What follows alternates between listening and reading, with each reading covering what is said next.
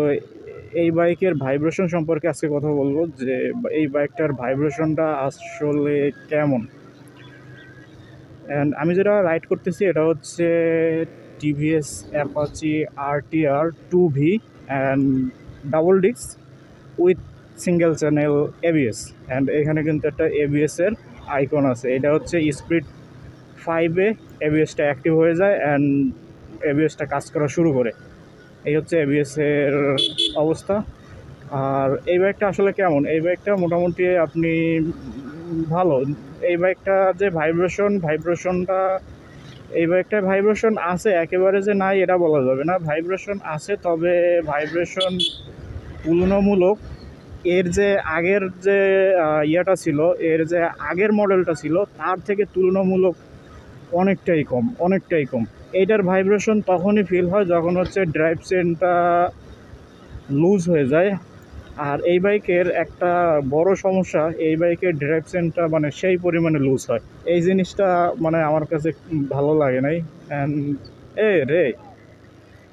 মানে হুটহাট করে রাস্তার টান নিয়ে নেয়।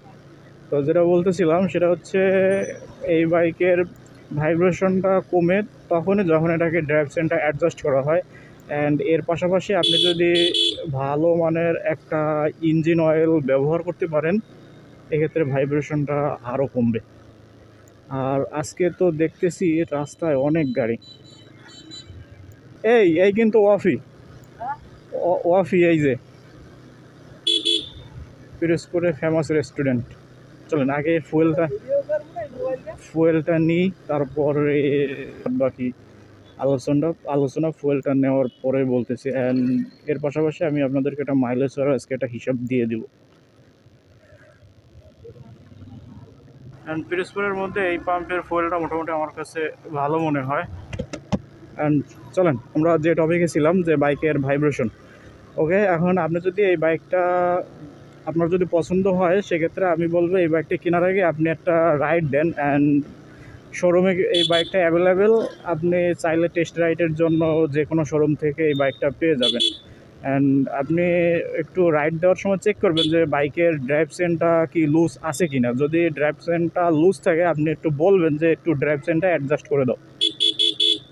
তারপরে আপনি একটা রাইড দেবেন। অ্যান্ড রাইড দেওয়ার পরে আপনি মানে বুঝতে পারবেন যে বাইকটা আসলে ভাইব্রেশন কেমন।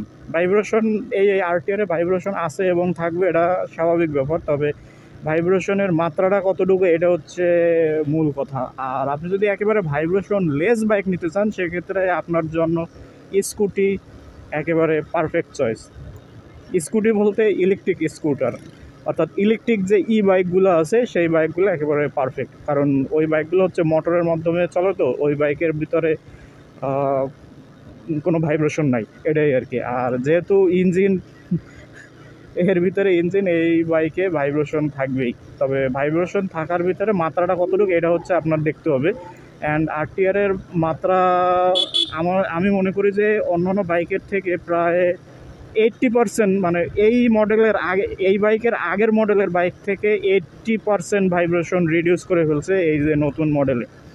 অ্যান্ড তারপরেও এখন আপনাদের ব্যক্তিগত চয়েস। আপনারা আমাকে অনেক ভিডিওতে কমেন্ট করেন যে এই বাইকের ভাইব্রেশন মাত্রাটা আসলে কেমন। তো আমি আজকের এই ভিডিওতে ক্লিয়ার করার চেষ্টা করলাম যে এই বাইকের মাত্রাটা আসলে কেমন।